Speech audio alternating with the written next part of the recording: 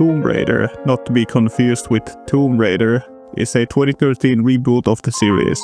It is a great action puzzle adventure shooter, but does it live up to the legacy of the older games, or perhaps even surpass them? And most importantly, is Tomb Raider 2013 still worth playing 13 years later?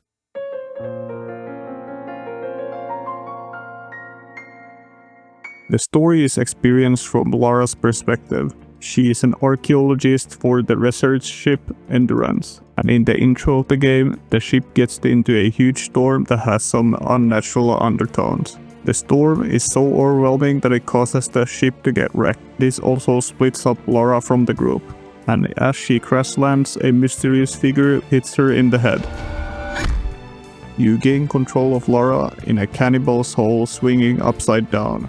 The visuals tell us everything we need to know here. You are swinging upside down, and there's a lot of other bodies swinging upside down as well, but their heads are missing. So we can reasonably deduct that this person wants to eat your head. The escape sequence works as a great tutorial for the game. You have a mini puzzle you need to solve that is quite easy, but it works as a great introduction to puzzles. This section also teaches the player the basic controls of the game. And as much as I hate unskippable tutorials, I feel like this section works very well. The inputs are clearly on screen when you need them, and they are never too much on your face.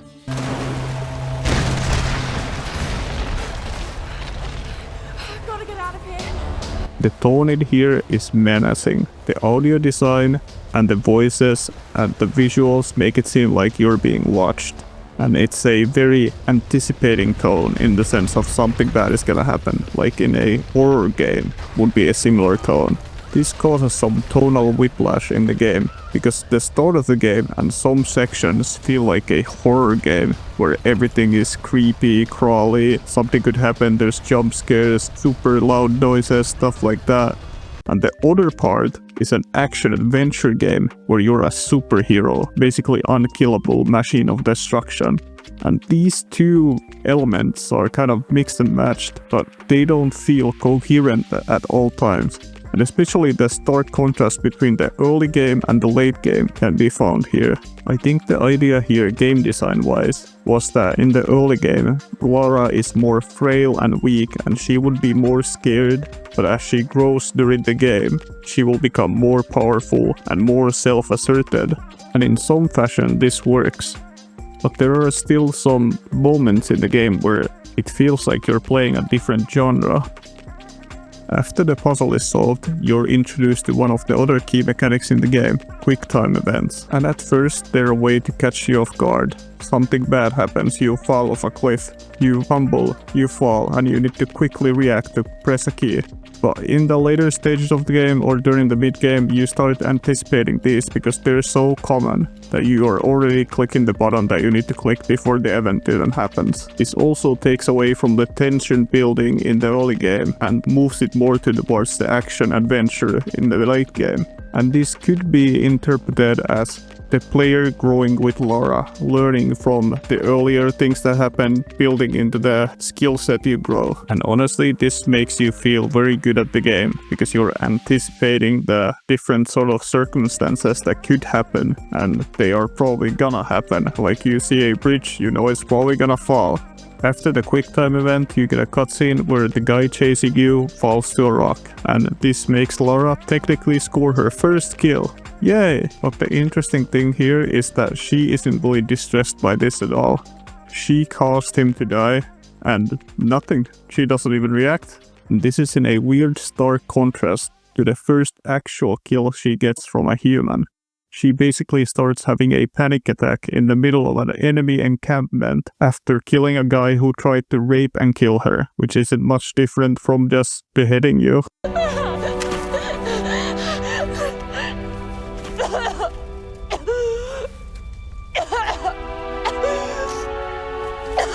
Oh God!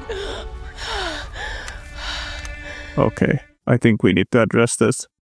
Women in games can be a touchy subject, especially women that are just shoehorned in or women that are sex objects, or women that are in games just because they're a woman and we need representation. And I would say that the original representation of Lara Croft kind of falls into the sex symbol category.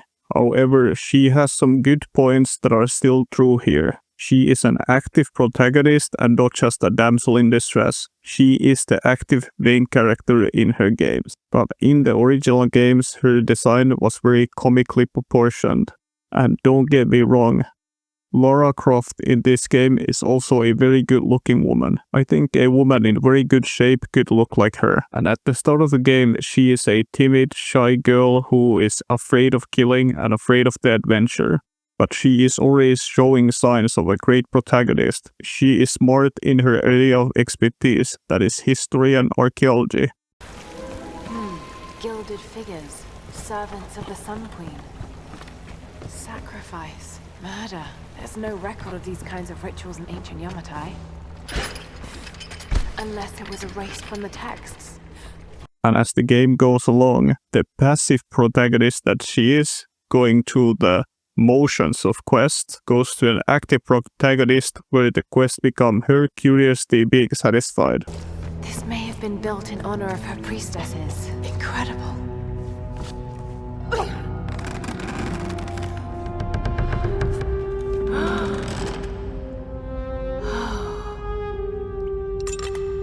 Also saving her friend. After the escape scene, we meet up with a couple friends from the ship and a new guy who's immediately suspicious, but he uses a walking stick, so how bad can it be? After you fall asleep for a bit, your friend and the new guy are gone, which means that he probably took her. He starts one of the central plot points in the game, saving the girl. In your attempt at finding her, you find out more about the island.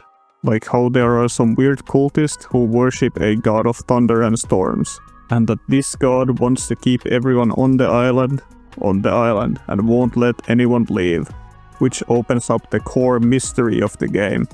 How to leave the island and why you can't leave. After this, you're captured by the guy who you're eventually gonna shoot, and afterwards you need to escape this military encampment. This works as a stealth and combat tutorial, and it flows quite naturally. Stealth and combat can be segmented into 3 types of segments. There are stealth-only sections, there are combat-only sections, and then there are sections where you can use either stealth or combat to get through them. Most of the sections in the game start with a mix of combat and stealth, and then escalate into a full-on combat encounter, either by the story or by a mistake in stealth by the player. And a lot of these mixed sections are super fun because the guards are trying to find you and they're like, yeah, find her, she's just a girl, try and kill her, one girl can't beat us. And obviously Lara proves them all wrong. Especially in the early game, the combat is quite methodical, there's only a few enemies about. But when you get to the later stages of the game, there's a lot more of the enemies and a lot more of environment to go through. But you also have more tools to deal with them. And the way you get these tools is quite brilliant. There's different story unlocks for new guns. There are 4 guns in the game, including the bow, and you can upgrade these guns by searching for materials around the world. And these are not area locked, you just need to find a different amount of parts that you find by exploring to upgrade them. Which means that if you miss one item when exploring, it doesn't really matter, you don't have to like Google and backtrack it. This system allows for a very organic progression of power. There is also an XP system for different level ups that you can use, but I don't think it's that interesting. There's a couple useful ones, but the guns are, in my opinion, more impactful. After the combat tutorial, you meet up with Roth, one of your mentors, and he's in a bad shape, so you need to try and fix him up. But unfortunately, nothing can fully recover his leg right now, and he wants us to go and send a signal to the world that we are out here on this island, that they can come and rescue us. This takes us to a radio tower in a mix of combat and stealth sections with some adventuring along the way. This introduces us to a new concept in enemies, a bigger boss enemy. There's also a different kind of enemy that are melee ones that will rush you. Some enemies will use explosives to try and flush you out of cover. So there's some variety in the enemy design here. The way you deal with these big shield enemies is you dodge them while they're swinging at you, and then you get an opening to hit them or shoot them. This also applies to the bosses of the game. Reaching the radio tower is the first main goal of the game, and completing it is a huge milestone for Lara. We get a confirmation that a rescue plane is coming for us, and we can get off this island.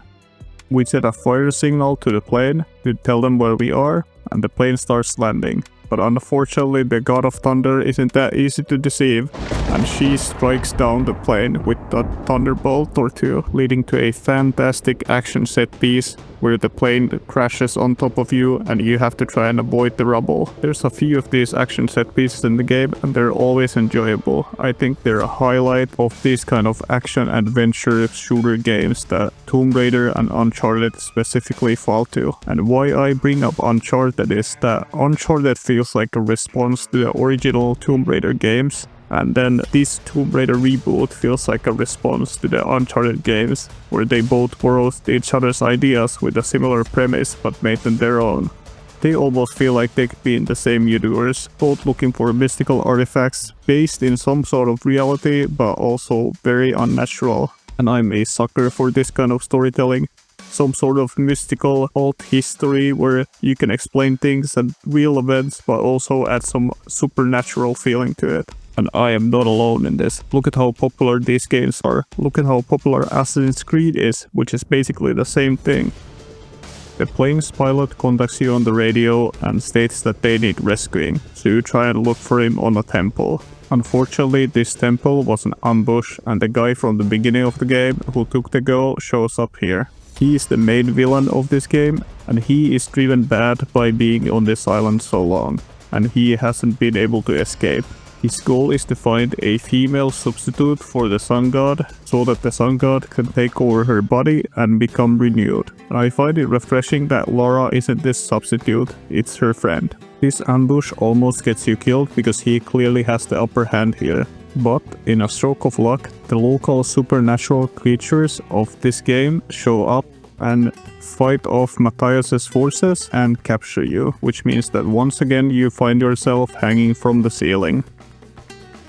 After escaping, you find yourself in an exploration section that is too short. You get to explore the Sun God's temple, but the exploration and the kind of downtime from all the combat is too short-lived in my opinion, and this could have been made more grand if the temple was bigger or you could explore more of it. And I think the developers were too afraid to take you away from combat for longer times. Like, the puzzles are really short, there's only ever one puzzle you need to do in a tomb for you to solve it, and all of the exploration sections in the game have combat in between. Like, even the best ones and the biggest ones that I think are the highlight of the game at the end, they have enemies crisscrossed around for no reason. Like, it doesn't even make sense that there's enemies in that place. At least I personally would love for these exploration and puzzle parts to be longer and for you to breathe in them more. After exploring the Sun God's temple for 5 minutes, you find the tomb of Himiko, and from this tomb you figure out that she is the one causing all the trouble with the storms. Also, there is a ritual, a sort of ascension ritual, where a new goal is selected to be her body. And this is the ritual that Matthias is trying to do. But unfortunately, our exploration of the tomb gets cut short because enemies ambush us. And this is what I mean by there being combat encounters around every corner. But honestly, this one in particular is a really good combat encounter and kind of makes sense because they were looking for you. But unfortunately for them, I have now gained the shotgun, which is like a one-shot machine from close range. It one-shots almost every enemy in the game, even without any upgrades, apart from like the armored one or the really heavily armored ones. After escaping this place, you get into a parachute set piece, and this really heavily injures Lara, and you can feel it in the gameplay. And I can appreciate that while frantically searching for a medkit, your abilities and movesets are really weakened, and every hit of damage is almost gonna kill you. But unfortunately, because your weapons stay with you, you're still really overpowered, because most of the power comes from this shotgun. So this section doesn't really accomplish the feeling of desperation that I think the game wants you to have. And at the end game, there's a similar situation where you get captured and then they take away your weapons, but then you're not weakened. And you can still use your bow to get rid of the enemies, but it's a nice stealth section, I really like it. But in that sense, there's also no feeling of desperation, it's just a stealth level. In this game, Lara isn't the only important character. The crew of the ship all play an important part in the story. The backstory of the crew and Lara is introduced in a film setting where when you reach a campfire, the save points of this game, sometimes Lara takes out her old video camera and looks at the footage in it to see glances of history that these characters have gone through together. And this is important because this is a mostly solitary experience where you try and reach your friends and help them out, but you don't spend a lot of time with them. So I was on the lock, right? Doing a spot of midnight fishing. Hey, Grim, time to button down the hatches. I'd be right with you. So I was on the lock, right? And this thing comes looming at me. Looming out of the water it was. So I give it a old Glasgow kiss, you know. Gets you out of trouble 9 times out of 10, that does. Took me a week to sleep that night off. And I've not touched a drop since. See you at dinner, Sam. In the campfires, Lara will also think about the current situation and have sort of monologues about what she's thinking. And I really appreciate this because you can go through the level up menu and listen to her talk. The prayer I found on that general talked about a soul in a decaying body being the cause of the storms. I know he must be talking about the last Sun Queen, but I don't understand what Himiko has to do with this. She was the first queen. Somehow Matthias thinks Sam's connected, and that can't be good. Damn you women, you'll do anything for a story. I know the answer is inside that ritual chamber, but getting to it will be easy. I would say there are 4 important side characters in this game. The rival archaeologist, the 2 male mentors Lara have, they're both kind of the same, and they both end up dying to save Lara. And then the friend you have to rescue from becoming the god. These side characters, especially the older men, are fun to be around, but unfortunately they don't get a lot of screen time. I feel like some sort of back and forth dialogue during the combat would have been nice to keep it less monotone, but most of the time you're just alone fighting as Lara with no help. Drop your weapons, or we kill your friend! Don't fucking do it! Okay! That's nothing, pal. I grew up in Glasgow. Now kick them off the edge!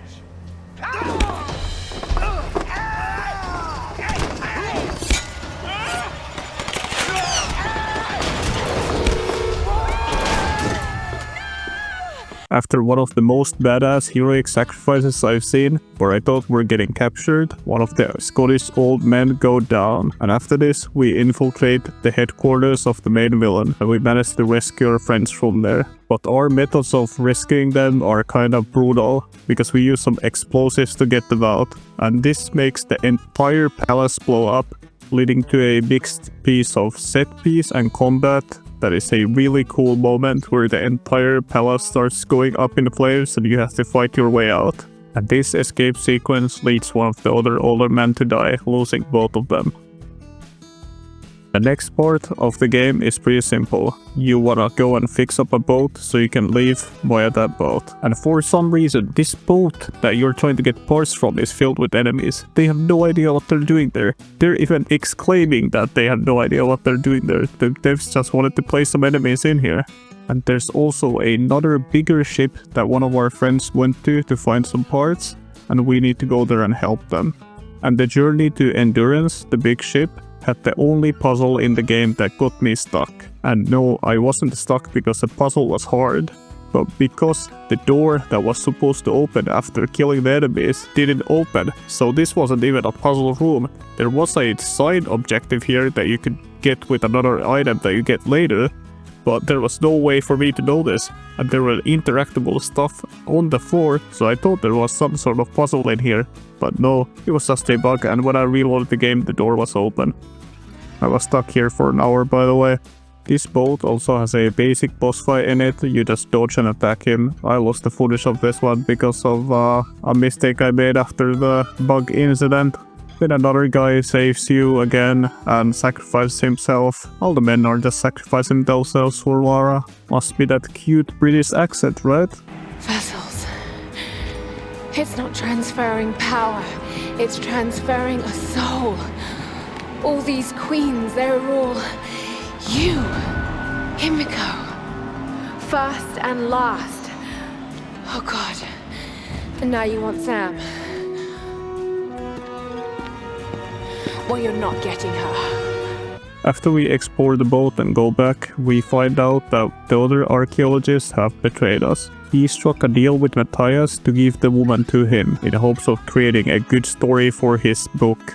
So we have to go on another rescue mission to save the same woman. But honestly, I think this starts the best stretch of gameplay in this game. Traveling up to a research base is really cool. There's like these elevators used for cargo that you have to maneuver and go up. And then when you get to the research base, there's a really cool elevator puzzle where you have to move the elevator around to destroy some parts of it in different levels. And I think it's the best puzzle in the game. Straight after this, there's a little bit of combat as always. Then there's a cool stealth section against these Oni guys, the supernatural enemies that you have to avoid. There's like an army of them gathering and you stealth around them. Then of course there has to be another combat section, but at least this one is different because you're fighting the Oni warriors that play a little bit differently. And this climbing section has some puzzles in it and some traversal things. It's a really nice section and I feel like it's the highlight of the entire game. And I feel silly saying that the highlight of the entire game is just a climbing section. But this area is large in comparison and it fits really well in the theme of this being a Japanese area. I feel like this game doesn't really take advantage of it being set in a Japanese land out of time. Most of the time the game feels like any other island that could be anywhere on the Western Hemisphere, and then there's maybe one roof that looks kinda Japanese. The Russian military bases and bunkers are cool and all, but they really don't fit the theme that I feel like a Japanese island should have, especially with this sort of lore and mythology. But this final climbing and puzzle section really feels at home with the themes of Japan. But unfortunately, when you get to the last combat section on top of the tower, these visual themes get kinda shattered again, apart from the final boss, which is the god Himiko in another body. The finale of the game is another combat section. You have to fight through a wave of enemies and then kill a boss. This boss fight is pretty simple. The big guy is gonna swing his big club at you, and you have to go behind him and shoot him in the back, so you just roll through him. Pretty simple stuff. There's some added complexity in a couple other enemies spawning that you have to shoot first, but because this big guy is so slow and has a limited range, it isn't too hard. And after defeating this super big Oni, there's still a quick time event boss fight with Matthias, which is not difficult at all, it's just pressing different buttons that show up on screen. After defeating him, you can finally save your friend and stab the Sun Queen into the face with a torch.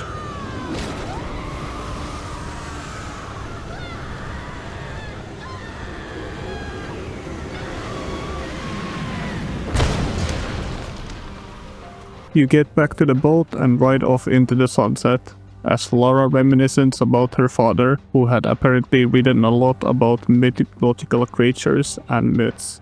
This concludes the origin story of Lara Croft in this version, and I have to say it's pretty good. I think Lara's growth during this game is great, and she goes from being a timid little girl to a massive mass murderer. Well, I don't think the game wants to portray her as one, but she is, and that's fine. The game needs combat to be fun. More importantly, she grows in dialogue and in the cutscenes, as she becomes a more self-asserted person. No longer afraid of fights, she will bring the fights to you. The visual and audio design in this game is pretty good. The visuals are old, you can see the age, but they have aged decently well. Some of the character animations can look a bit uncanny, but they look still believable and I enjoyed the game. They never took me out of the experience. But what took me out of the experience is sometimes the audio levels were way off. Like you would go into a cutscene that's super loud, and then right after you would go to a cutscene that's super low in volume. Something that pushes us.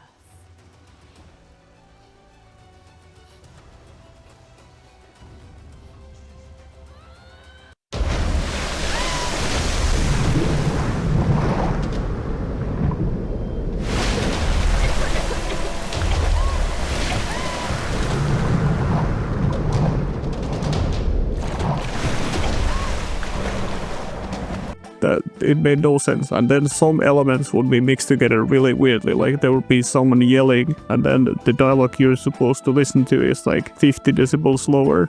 And this is a shame because the audio design overall, like the weird sound cuts that come in when you're doing certain accents or like the tension that they build work really well. But the issue is that sometimes the level just were not mixed correctly. This is rich coming from me as I am not the greatest guy on sound. I'm trying to learn. But seriously, on a production of this level, how did they not manage to get this right? This might be a bug also, like something wasn't working correctly in the game, because I encountered a couple bugs. One of the big ones was the soft lock with the door. That didn't work, but reloading the save just fixed that. And another one was in a plane puzzle in a tomb, where I just couldn't figure it out, but the one solution I had, like going over the plane, just yeeted me off it, like I was going in the wrong direction, and I have no idea how that worked. Like, I'm just gonna play footage, you decide. Overall, I think this game is still worth picking it up if you get it for cheap, like a couple bucks. It's a shorter experience, it's only 10 hours, and the story here is pretty truncated and the tombs are too short. I feel like you could enjoy this game, and especially if you get a bundle of all 3 games, I'm sure that will be worth it.